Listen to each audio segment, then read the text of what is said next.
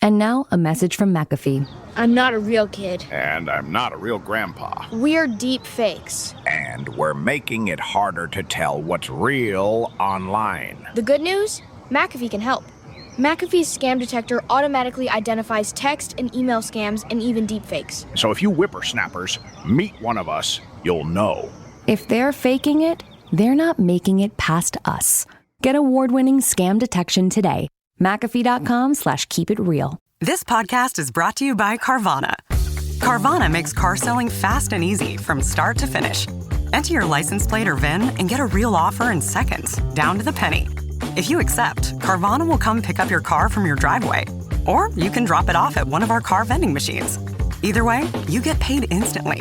It's fast, transparent, and 100% online. Car selling that saves your time. That's Carvana. Carvana. Pickup fees may apply. Everyone wants the Emirates NBA Cup. And things are heating up. 30 teams started. Bang! But only 8 have advanced to the single elimination knockout rounds. To survive, they'll have to be hungry, relentless, ruthless. Are you kidding me? They all want the cup, but only one team can claim it. Who will capture the cup? Emirates NBA Cup knockout rounds begin December 9th on Prime.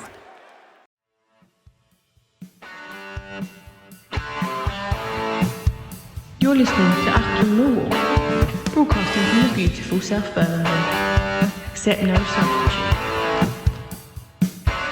Monday with Merv, dear listeners, in the wake of Saturday's fantastic win, actually, at Ashton Gate. Joining me to chew over the cud of 3 very, very valuable points on the road is the man himself, Merv Payne. Welcome to the show, Merv. Thanks for having me, Nick. Yeah, great win, great result. Great on so many levels, wasn't it? Yeah. We were just watching. I sent Merv a link for the official Bristol City post-match analysis. I recommend it, listeners. I'll stick the link in our show notes, actually, Merv, because it makes a wonderful viewing of a very modern delusion. I think everyone wants to, or thinks themselves as like Manchester City in their pomp now, don't they? Yeah. The way they're talking about the game on Saturday was like we almost had no right to those 3 points. Yeah. And it includes the classic line that Millwall didn't bring much apart from the goal. That's the point of a football match, Merv. Wonderful viewing. I hate to burst your bubble, lads, but that's what football's all about. Yeah. I mean, they're going on about 67% possession, 33 obviously for Millwall. And from memory, I think they said, almost like we'd come to foul our way to the win. 18 fouls for Millwall. None of which were particularly vicious. It was just balking and blocking in the modern game. They didn't have as many as that, 7. And interesting, they didn't touch on the main event there, Merv, which was the post-match shenanigans, but we'll probably come back to that later in the conversation. But no, I mean, I think just looking at the BBC, they described Saturday as a classic smash and grab, which is football. It hurts badly when it happens. It's happened to us how many times this season? Exactly, it definitely has, yeah. But, that's the nature of the game, isn't it? Use your players to your best ability and prevent the other team from playing theirs. That's what it's been about since the day someone first kicked the football. Absolutely. I thought what was really amusing was Tony Monday on X picked this up. Yeah. He found a Bristol City fan saying, Millwall, the worst team we've played all season. They were like, but they defended brilliantly. And he quoted it and said, I'd much rather this. I'd much rather the opposing fans say we're the worst team and we've beaten them than the Southampton fans say now we're the best team we've played. So last week we were the best team Southampton have played. This week we're the worst team Bristol City have played, yet we defended brilliantly and took our goal well. He said, make your mind up. And it just which way round is it? The bottom line is teams just hate being beaten by Millwall. That's what it is. I remember we had this against Bristol City as well when we went on that great little run till the end of the season, our first season up. We had that long unbeaten run. And I think we beat Bristol City at home. And they were accusing us of hoofball and that sort of thing. And you think, well, and these two guys before, they're poring over this one little move, this little intricate 3-pass move, and saying, that's it's so, purring over it. Yeah, and it came from nothing. The guy got put away and he crossed it straight to our defender. Yeah, and they're expecting sort of bonus points for that sort of stuff. It makes you laugh. It's just that's how football's gone now. You've got these two guys sort of analysing it to like the nth degree. And the bottom line is, they got caught out trying to play all this fancy tippy-tap football, and it's probably the tippy-tap football that got them so many fouls as well, because they're trying to dance around us and, like you say, trying to put on a show. They're trying to be the footballing equivalent of the Harlem Globetrotters, and then all we want to do is win a game of football and win the ball back, and that's where the goal come from. I mean, if we were watching ice skating at the Winter Olympics, there are points for artistic merit there, Merv. Yeah. Since the formation of the Football League in 1888, listeners, there's been no points for artistic merit at all. Only what the scoreline is at the end of the game. And on this occasion, because we've been on the receiving end of this ourselves, so we all know it's painful. But great goal by great finish by a man who's been carrying a bit of a burden all season, Mihailo Ivanovic. He finished it really, really well from another major player in our season. Femi Aziz. I want to mention Camille Negley, Merv, because that move, the pass with the outside of the foot, pass from the outside of the foot. I mean, once upon a time, Merv, you and I are of an age where we would have said, "Oh, that's the 1974 Dutch style." Beautiful curling pass into the path of a very dangerous playing Femi Aziz. And he's been a bit under the cosh, Camille. So I think it's time to say he did really well in that second half, coming in for. I take it Casper went off with a knock at half time. He's got a muscle strain apparently, Denori. I don't know how bad it is. I don't know if it's a recurrence of his old injury or what. But that's a bit of a cloud. It's a worry whether he'll make Derby midweek. I don't know. But Negley, I say he's literally been on the pitch a few minutes, and the whole goal. The four players involved in the goal all take a lot of credit. Negley picked out Aziz so well, but Aziz gets in these positions. He did this at QPR. He gets in these positions. He gets in this space, and if you've got a good player like Negley, or because Negley he's a cracking midfielder. Negley. It's just that I just feel like he's not been played to his strengths. But that was obviously where we saw his true quality. That lovely early pass to the outside of the boot. And Aziz has a couple of chances, which one's well saved. But for me, and I mentioned this on X as well, what I really admired in that goal was Reece Bangura-Williams' role in it. Because you can see when Aziz is having his two attempts, Bangura-Williams is screaming for the pass, obviously to score himself. Yeah. When the ball does eventually come to him, it comes to him behind him, and in that split second, he changes his mind, and his thoughts aren't with trying to score, because it would have been tricky to try and get the ball under control and get a shot away. But he instantly changes his mind. He sees Ivanovic, lays off a perfect little ball to him, and he finishes it brilliantly. And that's the sort of quality that you get with Bangura-Williams, I think. And I really think having him and Aziz starting is a major boost. Well, and especially in a game that, by every account, and having watched it live, I mean, yes, it was a grind of a game. It was an attritional battle against a decent team. Let's have it right. They're a decent side, despite our making merry with their ideas that they're late era Barcelona or something. But they're a decent side, and it was a great result, and it was a game where we had to battle for everything, and so we did. I think Reece Bangura started the move. Did he not lay the ball off inside for Negley, if I remember? I think because it was a Bristol City attack that broke down, wasn't it? That's right. Them. And he tucks it inside, I think, Merv, to Negley, and then the pass that you've and then got on the other end of it, and then he's on the other end very unselfish. Footballer. Yeah, such an intelligent footballer, and I really hope we're seeing him and Ivanovic back to the form they showed in the second half of last season.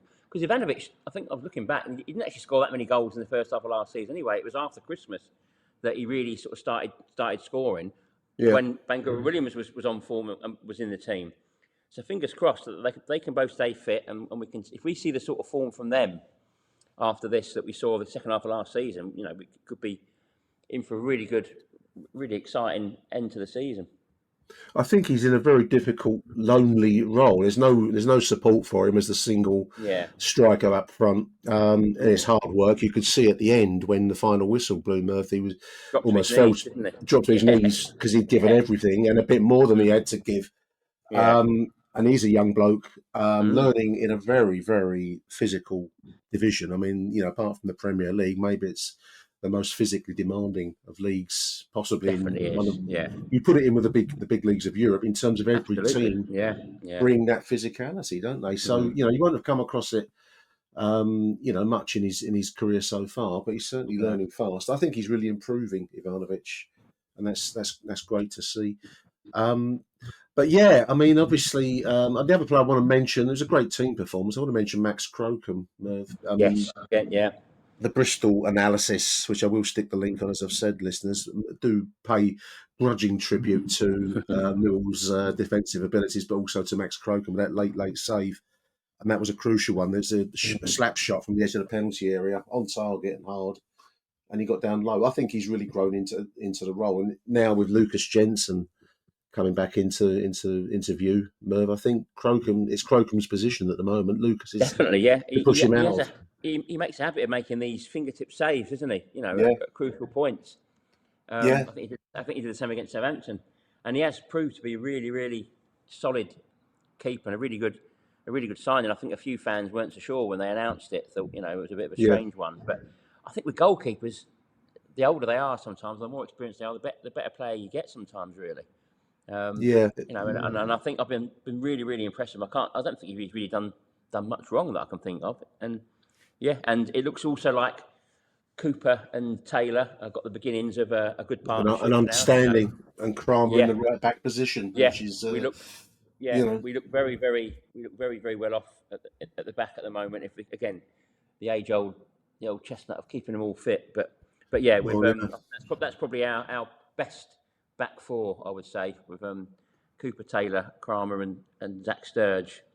I think they offer us a lot, and so let's hope we can sort of keep them together for a good few matches at least. Yeah, I mean, obviously Derby away Wednesday night. That's not going to be an easy game either, especially with a squad that is so injury hit. We probably won't have Casper. I don't know where Billy Mitchell is on the journey towards fitness. So we'll have to see what 11 Alex Neil's in the position to put out for Wednesday. But that win Saturday, listeners, puts us in a solid third position in the table. We're 3 points clear now of Ipswich in fourth. Obviously, game by game, and as we've just said, Derby away is not going to be an easy prospect. But we're just 2 points behind Middlesbrough in the second automatic position at the moment, coming towards the halfway point of the season. It's amazing.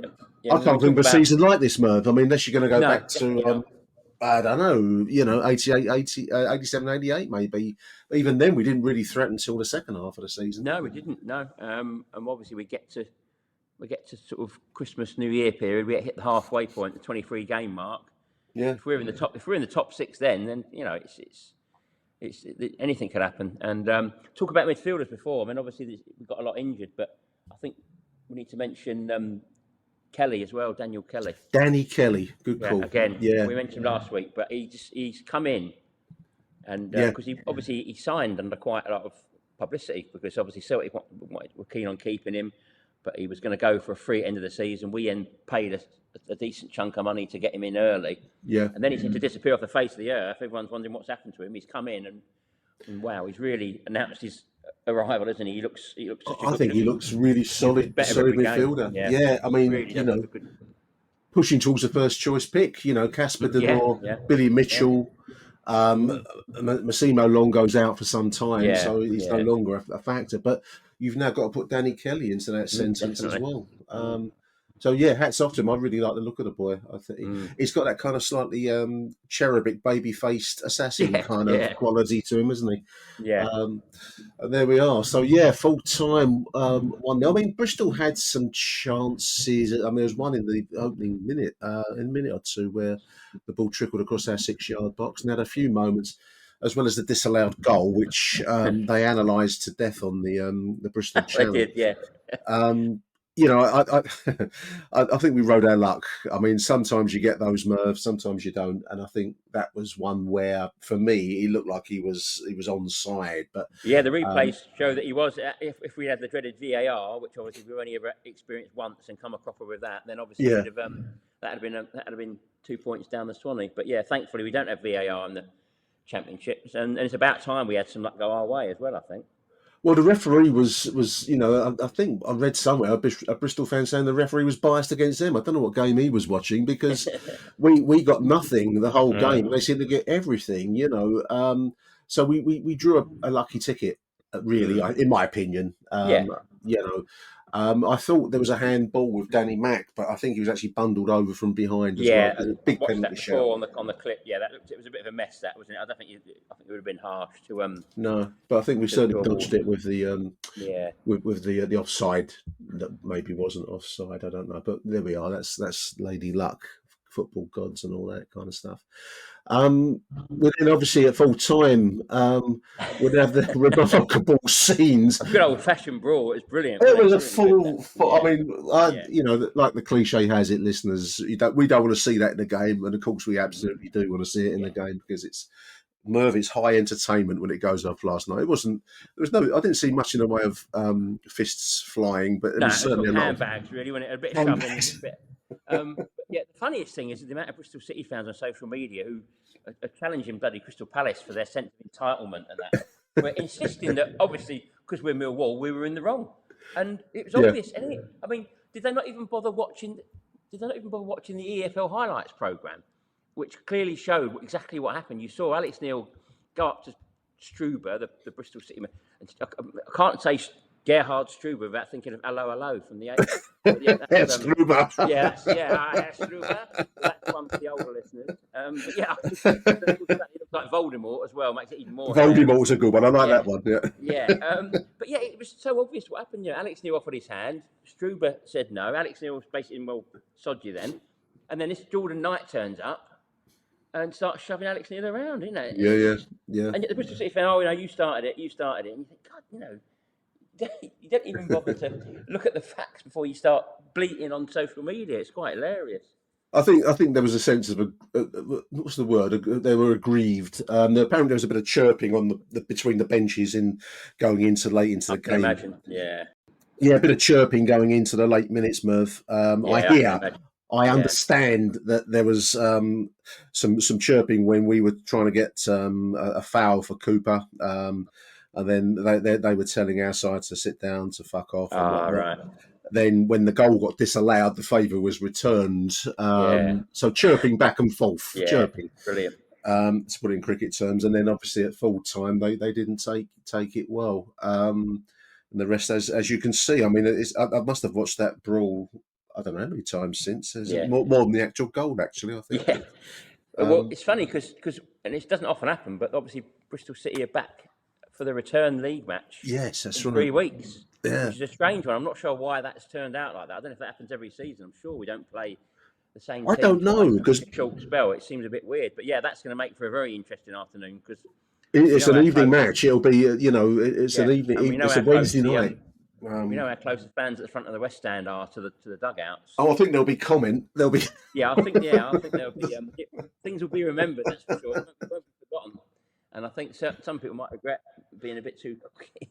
Yeah, well, they call it Millwall flu. There might be one or two that go down with a dose before the game. I don't know, but yeah, I don't know why that is. It's an unusual. I mean, normally the fixture list is the second half of the season is the anti the other side of the coin. The same sequence, but just the away game or the home game has already been played. But no, that's unusual. So that's going to be an interesting. It will be, interesting night. But there we are. I'm sure the FA will be reviewing all the footage, and I think poor old David Livermore might be in the frame for something or other. But we'll see. There we are. Great stuff. Great win. 3 points on the road. Always very welcome. And we are sitting pretty in third position, listeners. Can you believe that? Very, very compacted period of football, though, Merv. There's a lot of games to be played. I just worry that our injury list might catch up with us at some point soon. But hats off to this squad. What spirit! Yeah, it is brilliant because with all the injuries they've got to beat two of the form teams in Southampton and Bristol City as they are, and to sort of cement the position in the top six. Like I say, it's not something we've done. We're always go into the new year sort of 9th, 10th, 11th sort of thing, and then put a little run together and just miss out. And if we can repeat the sort of second half of the season form that we've put in, 2 of the last 3 years, then like I say, it could be a very exciting end to the season. 100%. Just before I let you go, Merv, I just wanted to mention the terrific half-time entertainment. I mentioned it in the other show. I'm going to mention it again. It's been a long while since we've had decent half-time entertainment. The Zorbs was probably the last time that we had a good, rollicking kind of half-time show. But Bristol had sponsored by Thatcher's cider. They had two giant apples on the pitch, and the two brothers having to push them around, chase them around, and there was confusion about whether they did one lap or 2 laps of the pitch. And I think that's great. We want to see more of that. If the club are listening, bring back something like the Zorbs. Or do you remember the Tank and the half-time penalty competition? The little kid was called the Tank. That's the kind of thing. I remember. God, do you remember Rod Hull's Pink Windmill show? In the 80s. Rod Hull and Emu, he had a show, the Pink Windmill show. You speak of strange things, Merv. This is very niche. The pantomime baddie on it was a witch called Grotbags. Oh, I do remember Grotbag, yeah. And she was down there doing a penalty shootout down at the Den one. This is what we want. It was a Sunday game, yeah. It's almost like I was. If I wasn't 9, I'd have thought I was tripping. No, I remember it, and I think it turns out she was a Millwall supporter. But I'll find out more about that for the next show. Yeah, Grotbags and a penalty shootout down at the Den. Yeah. Anyone called Grotbags has got to be a Millwall fan. I might have been sat next to Grotbag a few times in my time at Coldblow Lane and the Den, dear listeners. There we are. Merv, that's great stuff as always, mate. It's great to have you on the show. And pleasure, mate. Thanks. We'll talk to each other next week after the whole City game. Let's see where we stand then going into Christmas. Yeah. Thank you, Merv. Cheers, Nick. Okay, only 10 more presents to wrap. You're almost at the finish line. But first...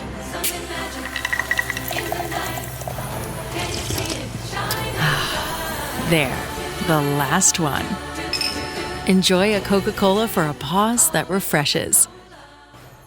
Adobe Acrobat Studio, so brand new. Show me all the things PDFs can do. Do your work with ease and speed. PDF Spaces is all you need. Do hours of research in an instant with key insights from an AI assistant. Pick a template with a click. Now your prezzo looks super slick. Close that deal? Yeah, you won. Do that, doing that, did that, done. Now you can do that with Acrobat. Now you can do that with the all-new Acrobat. It's time to do your best work with the all-new Adobe Acrobat Studio. This is Charlie. He's my part rescue dog, part whirlwind. Half of his breakfast always ends up on the floor. And he leaves fur everywhere. That's why I grabbed the Bissell Power Clean Fur Finder. It's cordless, powerful, and actually finds fur you don't even see. If you've got a pet like Charlie, you've got fur everywhere. The Power Clean Fur Finder gets that. Discover how Power Clean Fur Finder makes pet cleanups effortless at Bissell.com.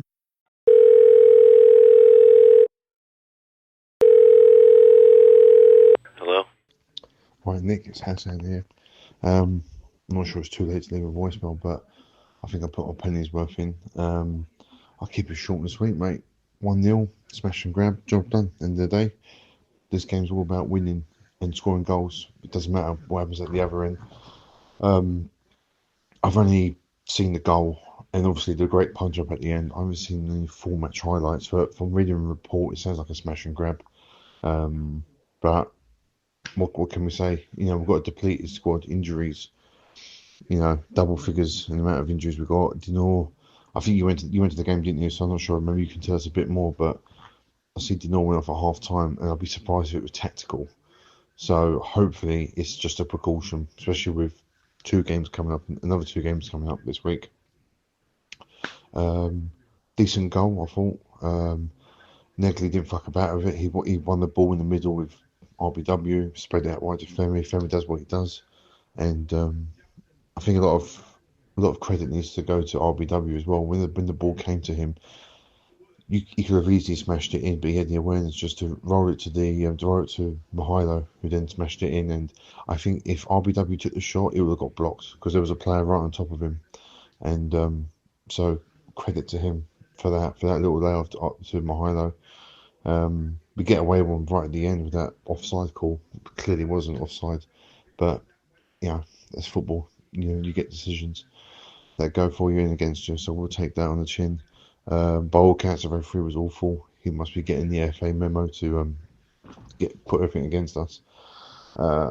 Good saves from Crocombe as well. He's definitely cementing that number one spot. And to be honest with you, there's players in the team now. They've got one eye on the World Cup. Max Crocombe definitely. He's number one for New Zealand. They're going to the World Cup.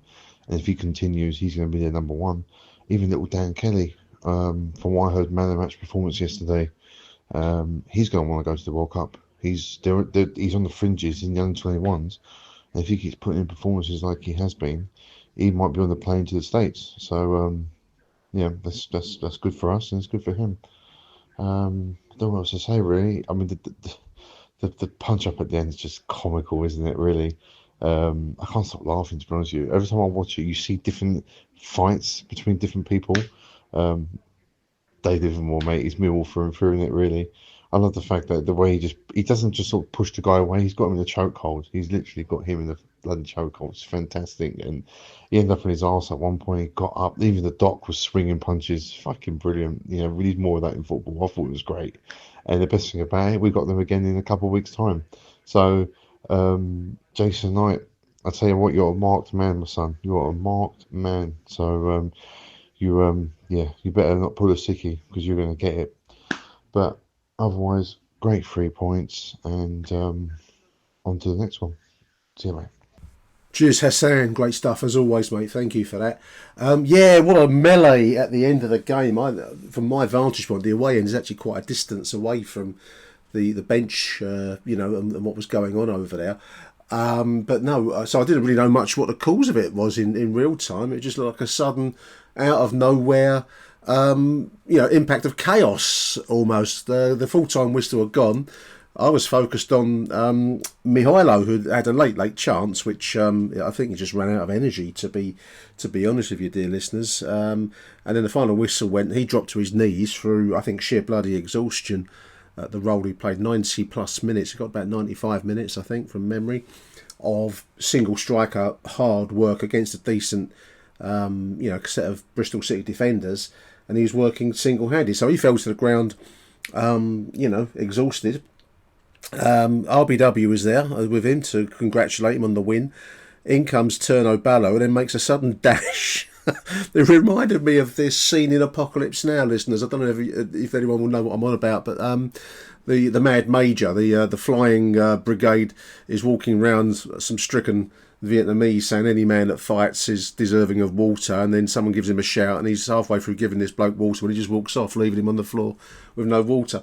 And that was what I was reminded of with Turno Ballo making a dash for the arms and legs and scenes and limbs, or whatever you want to call it, going on. Two general rumpuses break out. The doctor's involved in there. Someone emailed me to say there may have been some fans mixed up in it.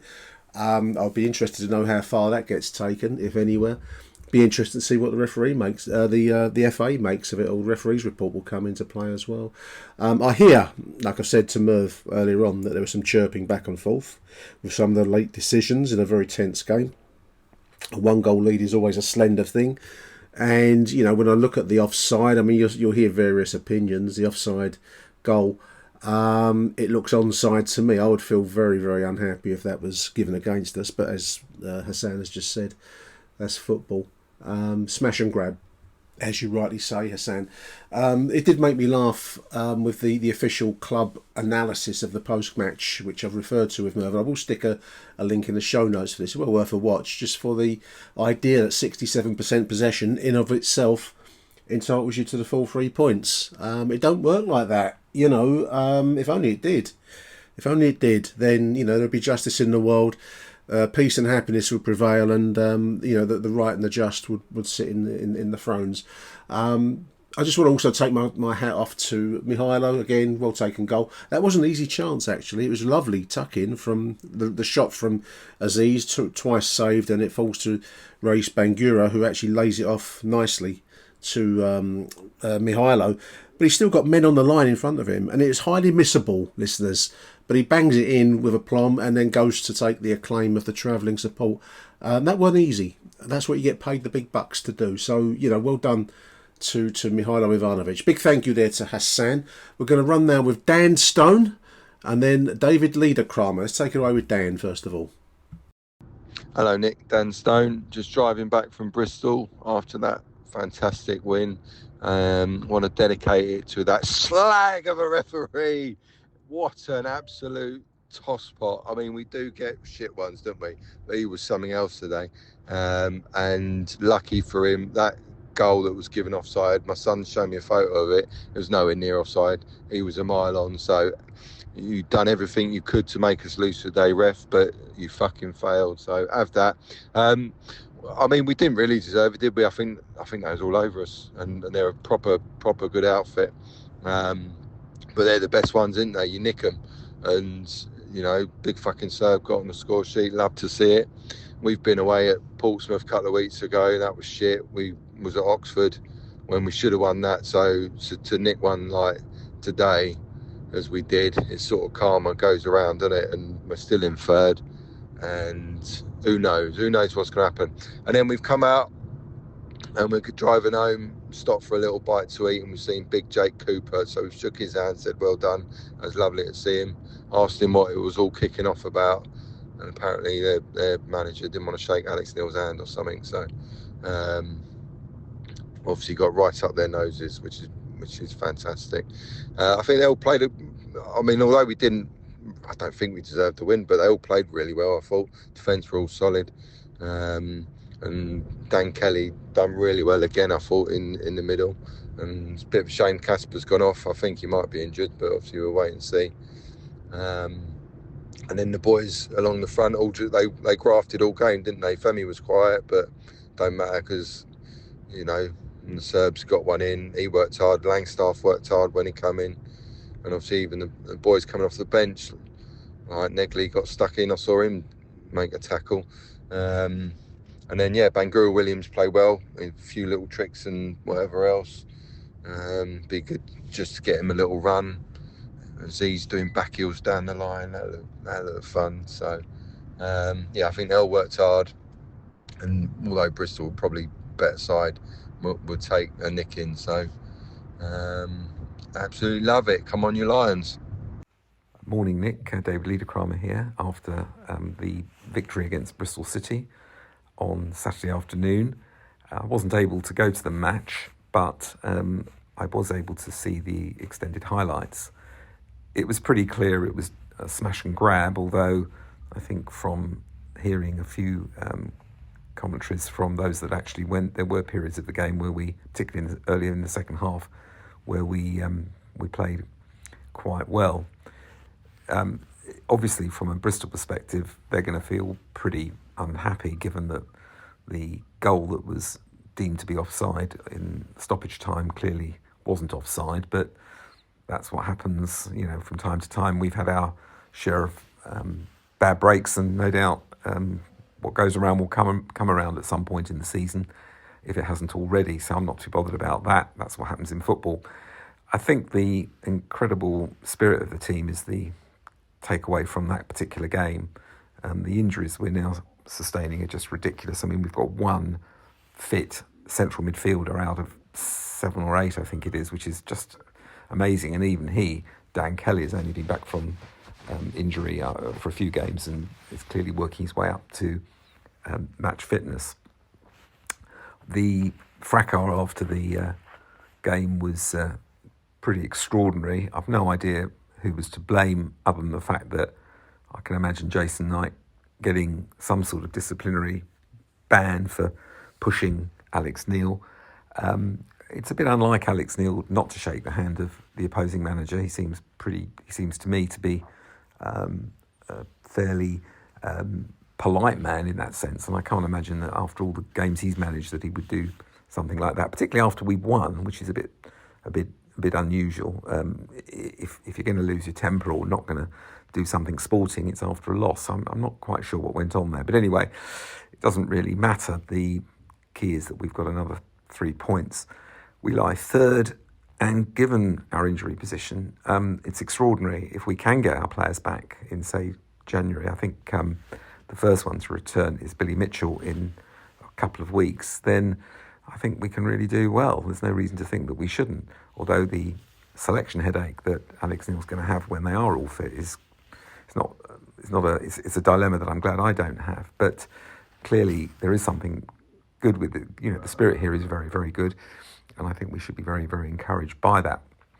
So on to Derby away during the week. Again, who knows what the team will be. They had a bad defeat, although until the last couple of games they've been in good form. I think it's Carlton Morris is injured, and I think they obviously miss his presence up front, which is good for us. He's not going to be back for a while, so hopefully we'll do okay. Anyway, it's a long old season. We've got we're still in a fantastic position, and let's hope we can carry on doing what we've been doing so well up until now. Come on, you Lions! Thank you, David. And before David, Dan Stone. Yes, spirit. I think I'll make you right there, David. That was evident both in the footballing performance, which was backs to the wall. I think it was Dan said that they were all over us. They had a lot of possession, but I don't know they carved out that many chances until very late in the day. The only one that springs to mind, I've mentioned it a couple of times on these two shows after the weekend, was that early cross in from the left, and it kind of trickled across the 6-yard box. Crocombe's judgment must be that of a fine craftsman to watch that trickle pass by about 6 inches on the left side post. That was one that gave me a flutter. Apart from that, they didn't have many direct chances, and the first half was a real grind of a match.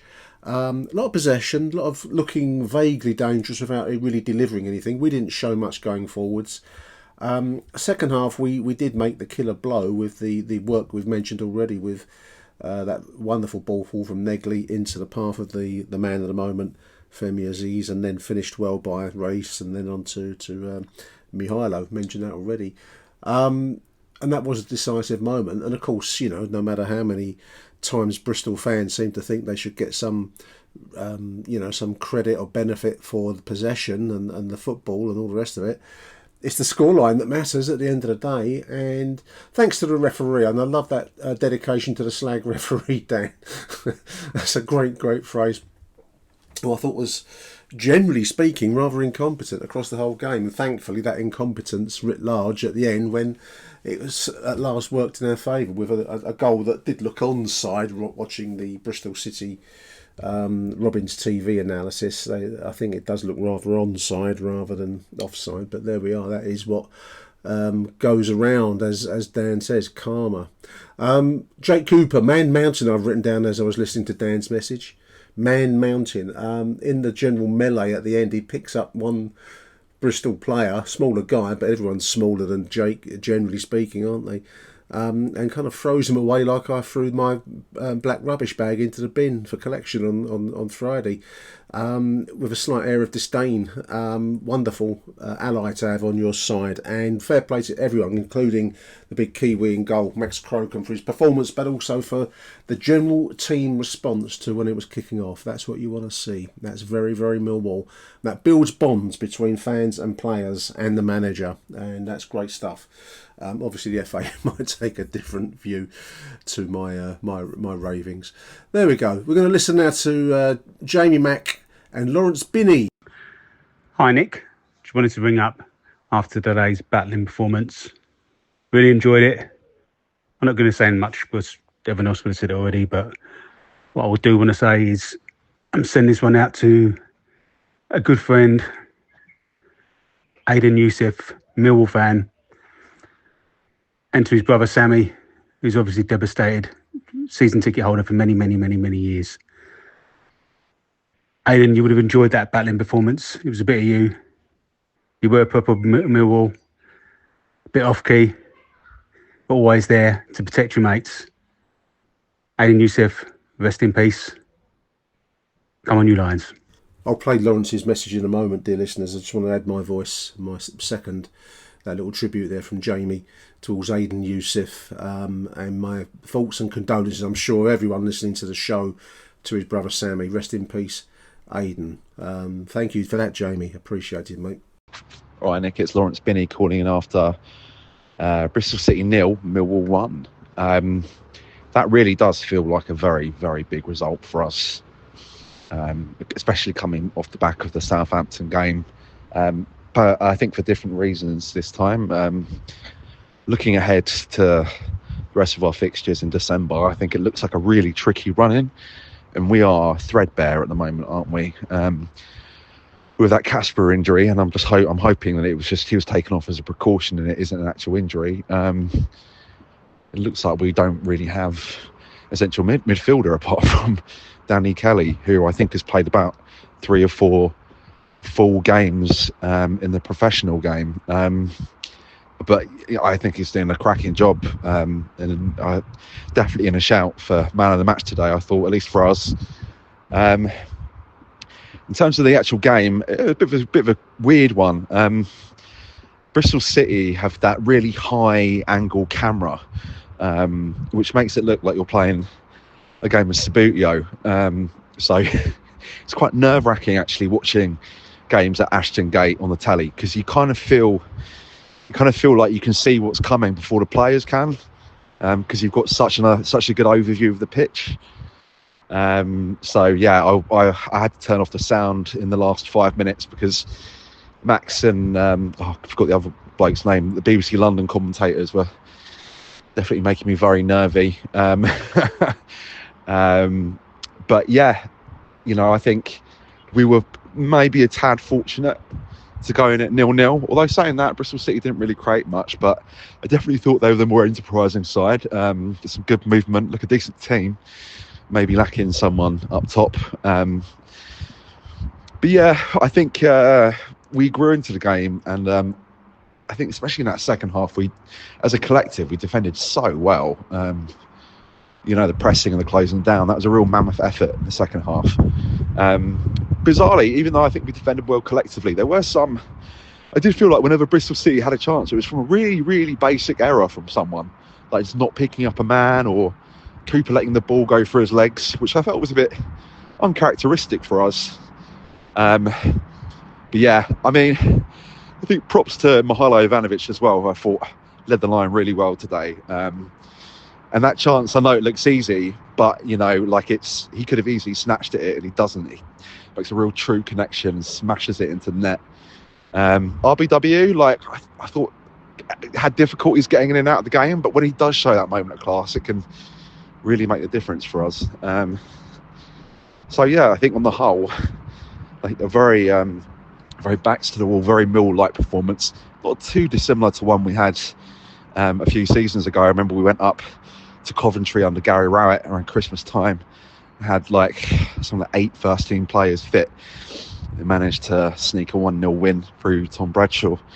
I do worry about December and the toll it's going to take on our squad, because it's the injury list is not abating. If anything, it continues to mount up. So yeah, I think we could definitely have definitely have a sticky run of form, I think, in December. So that's why it was so important to win today. And it puts a nice gap between us and 7th. That's what makes it so important. So I think whatever happens now, we go into January almost certainly within touching distance of the playoffs, if we're not in them directly. So yeah, onwards and upwards. I mean, Derby feels like a bit of a free hit after that. And especially, given how knackered Mihailo Ivanovic looks at the end of the game, I think I think we'd do well to scrape something from that game. Hull's a big one for me. I think win that, and already it's looking like a great December. All right, Nick, take care. Bye. Hi, I'm Jim. I'm not an actor, just a guy living with prostate cancer. My wife and I face each day head on. We asked my doctor about Xtandi enzalutamide. Xtandi 40 milligram tablets treats men with prostate cancer that has spread to other parts of the body and responds to a medical or surgical treatment to lower testosterone. Xtandi may cause serious side effects: seizure, a brain condition called PRESS, allergic reactions, heart disease that can lead to death, falls and bone fractures, swallowing problems, or choking that can lead to death. Stop Xtandi and get medical help at once if your face, tongue, lip, or throat start swelling. Tell your doctor at once if you faint, have a seizure, quickly worsening headache, decreased alertness, confusion, vision problems, chest pain or discomfort, or shortness of breath. Xtandi can cause harm to an unborn baby or miscarriage. Use birth control during and 3 months after Xtandi. Common side effects include muscle and joint pain, feeling unusually tired, hot flashes, constipation, less appetite, diarrhea, high blood pressure, bleeding, falls, fractures, and headache. Visit Xtandi.com to watch my story. This episode is brought to you by Netflix. Jay Kelly, the new film from Academy Award nominee Noah Baumbach. George Clooney stars as an actor confronting his past and present on a journey of self-discovery, alongside Adam Sandler as his devoted manager. Critics are calling it a declaration of love to the chaotic art of filmmaking, with the Wall Street Journal praising it as a transcendent comedy drama. Jay Kelly is now playing only on Netflix. Introducing Meta Ray-Ban Display, the world's most advanced AI glasses. With a full color display built into the lens of the glasses, it's there when you need it and gone when you don't. Send and receive messages, translate or caption live conversations, collaborate with Meta AI, and more. Be one of the first to try Meta Ray-Ban Display. Visit meta.com/Meta Ray-Ban Display to book a demo and find your pair. Achtung Millwall. Well, Nick, Jim Hackett here. Just a very quick voice note regarding yesterday's game at Bristol City. Well, what do you say? A game of three halves. I think Bristol City didn't look bad, did they? They used the pitch well. You can see the size of the pitch caused us a few problems because they moved the ball so quickly and got us shifted around. But overall, you've got to say we stuck in there. Everything got blocked. Crocombe made some great saves when he needed to, and ultimately it was all down to our one little bit of quality, really. It's a shame we didn't get that second goal with Sturge, but you know, just the one piece of magic was enough, and how lovely that the people involved had a bit of a quiet game in reality, but ultimately, you know, Femi took his couple of shots, the ball fell to Reece, and he could have very easily tried to bury it himself, but you know, his presence of mind meant that he just shifted it on to Mihailo, who just slammed it in. And I think overall, probably Bristol City will feel hard done by, especially the fact they had their goal chalked off, which, looking back now, doesn't look a fair decision to them. But you know, we don't get many of them, do we? So you know, I'm not going to be too bothered about them and their hard feelings. I think seeing the game out was excellent. I thought our defence played extremely well. Our midfield were going okay. The centre midfield especially. I think Kelly came into his own yesterday, and now he's in. Unless he gets injured, it's going to be very difficult, I think, to force him out because he now looks like a man playing in a man's game. Whereas previously, I think he looked a little bit lightweight and a little bit lost. I think he's bulked himself up. He's got a great engine, and you can see now why we got him early and we got him, you know, at a good price for us.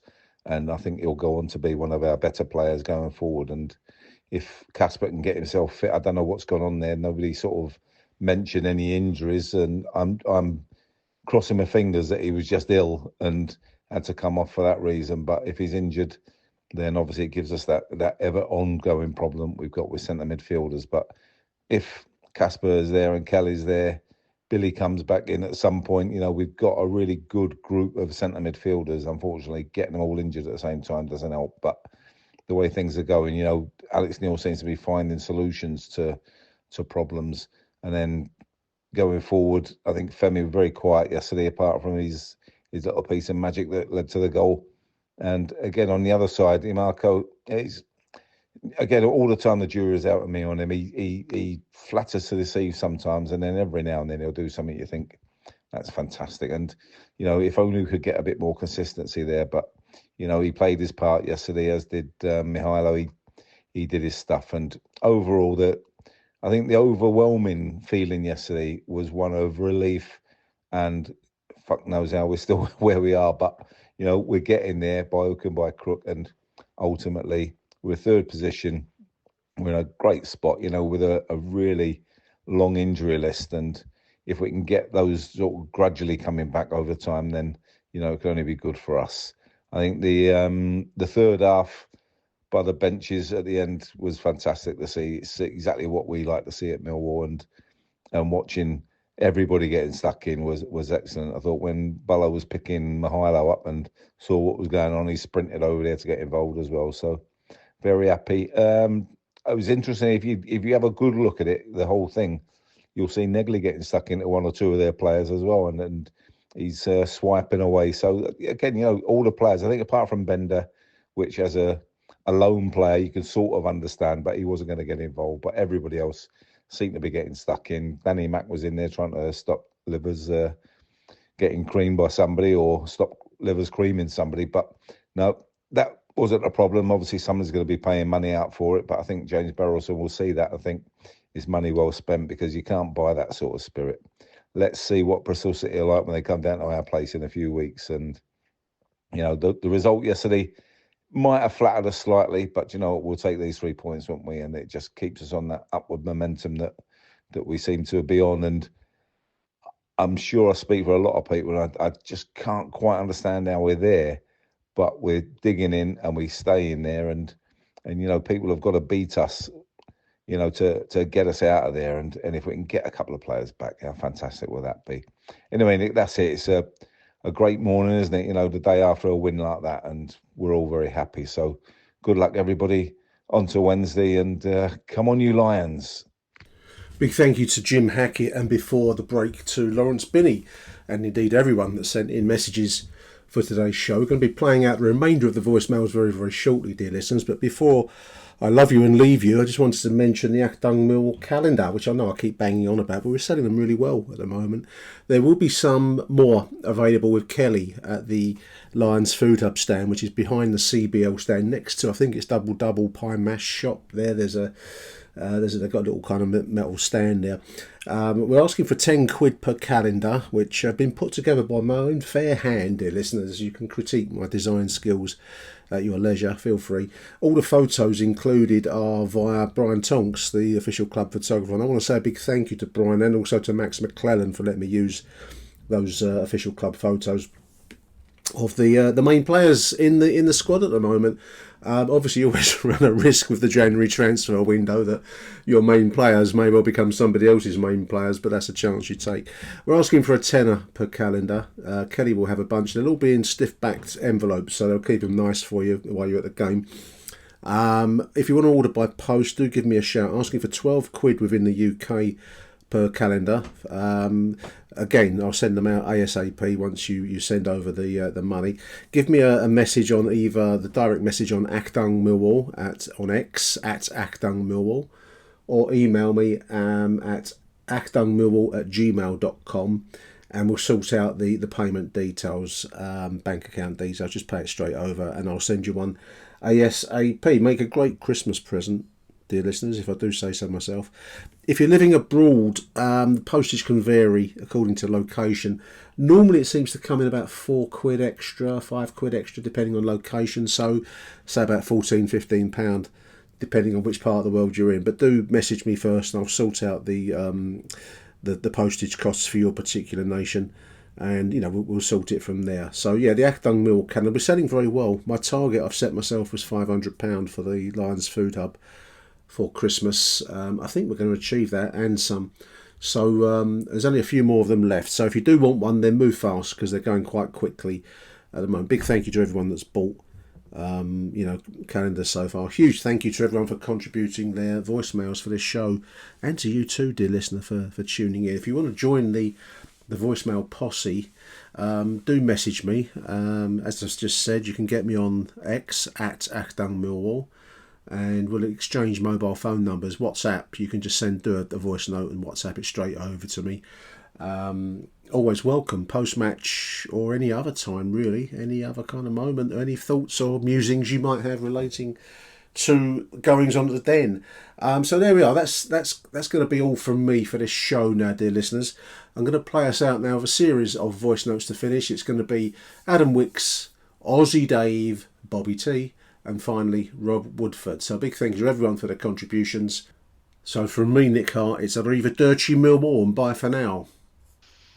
Morning, Nick. Just Adam Wicks here, just leaving my thoughts after yesterday's excellent, resilient 1-0 win away at Bristol City with a patch-up midfield.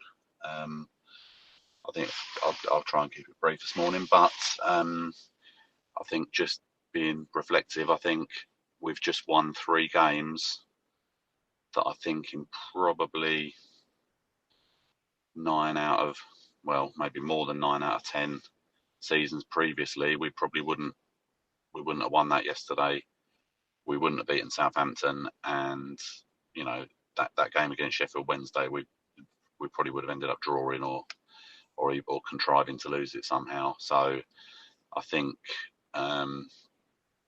these are all very, very promising signs, and the fact that we're doing it with, you know, 0 experienced midfielders, so many players out injured, and the ones that are available just digging in and finding a way to win is commendable, and it's really pleasing to see. We're playing some good stuff along the way as well, and I think for me, just a few standouts from yesterday. I think that Dan Kelly's been a bit of a revelation in the 2 games he's played. He seems, I know I saw it online a couple of times yesterday, but he seems a different type of midfielder to Mitchell, Kasper, and Derek. He seems to have the ability to run in beyond quite often and run past people, and he looks like a really, really, really good prospect. It's great to finally see, for us all to see what we sort of got him down from Celtic for, I suppose. And I think again, Bangor Williams, he's been in the wilderness for a bit, isn't he, for unknown reasons, but showing everyone what he can do, and put his foot in a bit yesterday as well, and just the awareness just to not panic and just release the ball for Ivanovic to smash it home yesterday. I think he looks like a player to me that could go a long, long way. And I just think, just excellent, all round excellent. I thought the ref was atrocious. Obviously,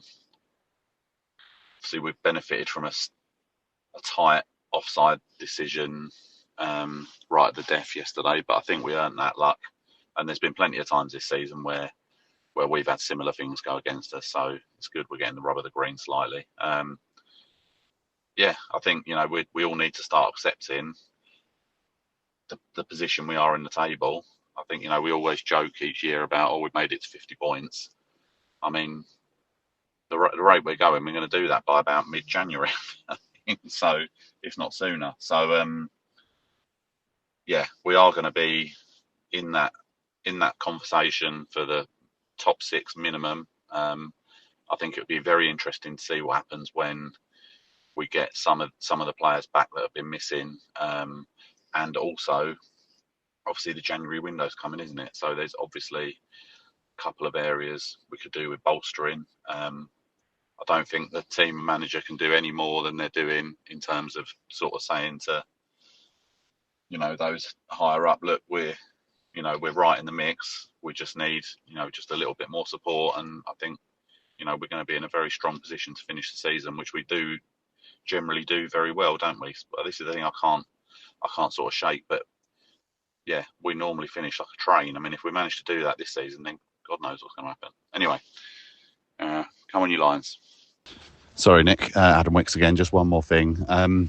Jake Cooper, he doesn't get anywhere near the respect or credit that he deserves, and we are a different side with him playing. Just wanted to leave that final thought, because he really holds that back four together. I know he's not the most glamorous of footballers, and but I think we really will miss him when he's not around anymore. He is a superb footballer.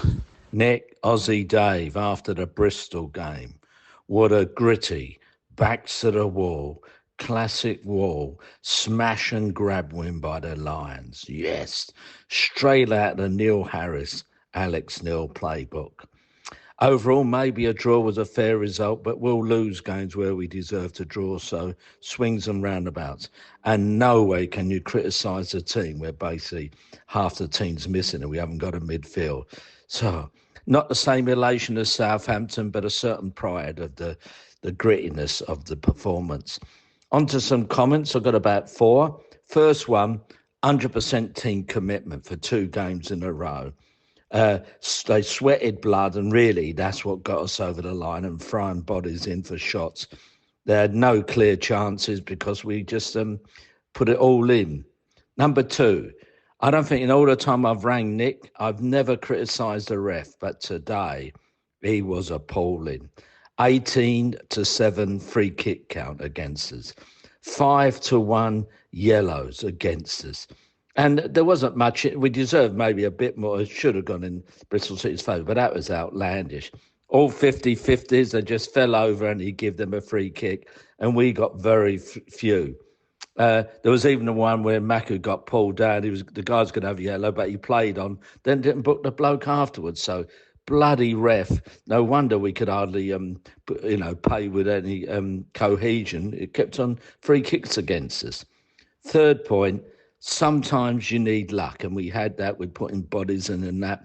And I've looked at the last-minute offside goal by Bristol. Oh, it's really line ball. Sturge, you could argue, puts the guy who heads it onside, but it's line ball. I think it was just offside, but another day it could have gone against us.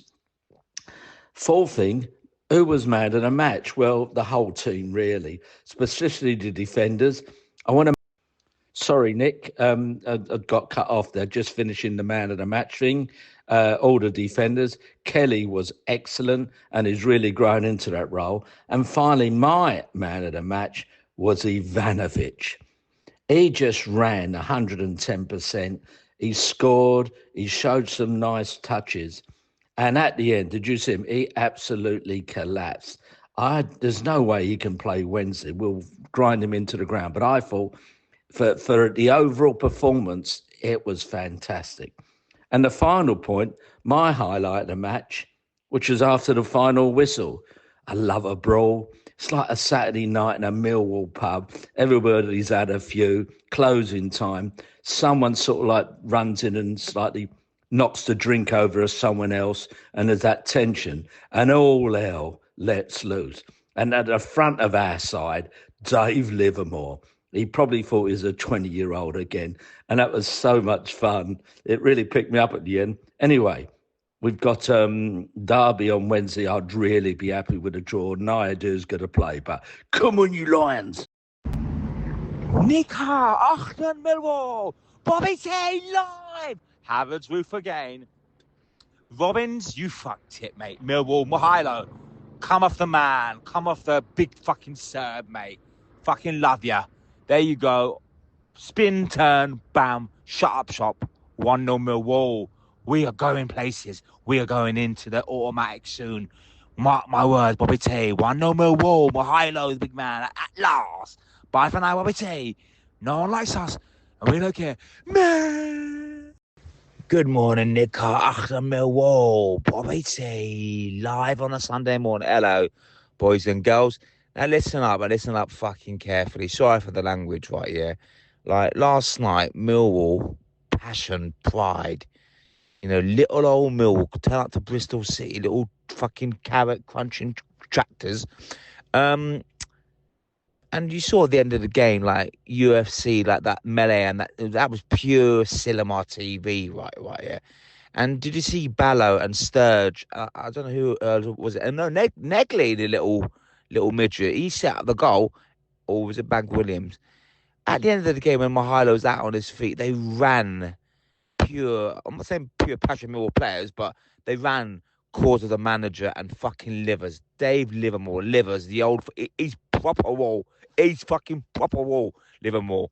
And Dan Kelly, young 18-year-old, whatever, getting in the melee, getting his hands dirty because the fucking old Bristol City fucking manager didn't want to shake Alex Neil's hand. You know, yeah, smash and grab and all that.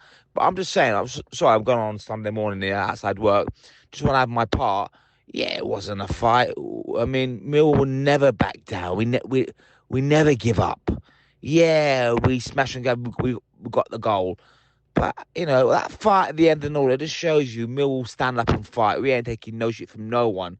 And I can't wait for the 29th. Jason Knight, yeah, you embarrassing little... I'm not even going to swear on here, mate. You wait for the 29th. Yeah, get off that coach. Get off that coach. Let's see if you try it at Millwall, right, yeah? Anyway, that's all history. Praise to Livermore. Praise to the whole backroom staff. Kelly getting involved, Nedge and all that. We back our manager and we support Lions for the life. And that's it. Anyway, Sunday analysis, the man of the match for me, Dan Kelly. Fucking solid, mate. We go again. Bye for now, Bobby T. Well, as we were finishing up our drinks in spoons outside Bristol Temple Mead Station, the team news came with the welcome return of Zach Sturgeon. That was one change from the starting lineup from last weekend. But, the first half saw Millwall at times losing possession a bit too cheaply. And at this level, you really do have to retain possession of the football. But Jake Cooper and Caleb Taylor saw off any aerial threat from Bristol City. But I thought that Tristan Crum had a shaky game in the first half up against their winger.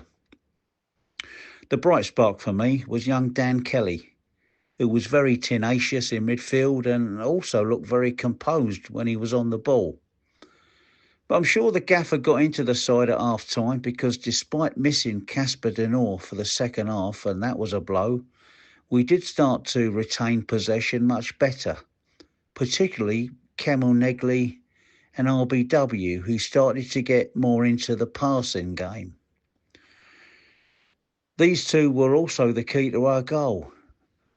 Negley setting Femi away on the right, and after his attempts at goal, RBW with a very unselfish layoff to tee up the BFS. Plenty of subs coming on, rotating the squad, perhaps with the next two games coming close together again in mind. Max Crocombe always seems to pull off a great save in every game, but that tip round the post in the final minutes, that won us all 3 points, didn't it? And such chaos at the final whistle. Such sore losers, these cider boys. But wasn't it encouraging to see Danny Mack and Max Crocombe running some distance to back up the gaffer? And even Ballo made the dash once he turned around to see what was going on. And what a funeral face their manager wears. Whatever his bollocks name is. Hans fucking Gruber or what? Anyway, there's definitely a team spirit in this squad, and that bodes well with so many players still unavailable. Those scenes have guaranteed a lively encounter in the return fixture at the Den in 3 weeks' time. But it's Derby County up next, and a third attempt at beating one of the promoted teams this season. Come on, you Wall. Good news, dear listeners. The 2026 Achtung Millwall calendar is now available for £10 plus postage. All profits will support the fantastic Lions Food Hub. To pick up your copy, either direct message us on X at Achtung Millwall or email us at achtungmillwall@gmail.com. Come on, you Lions. Who do you want to watch?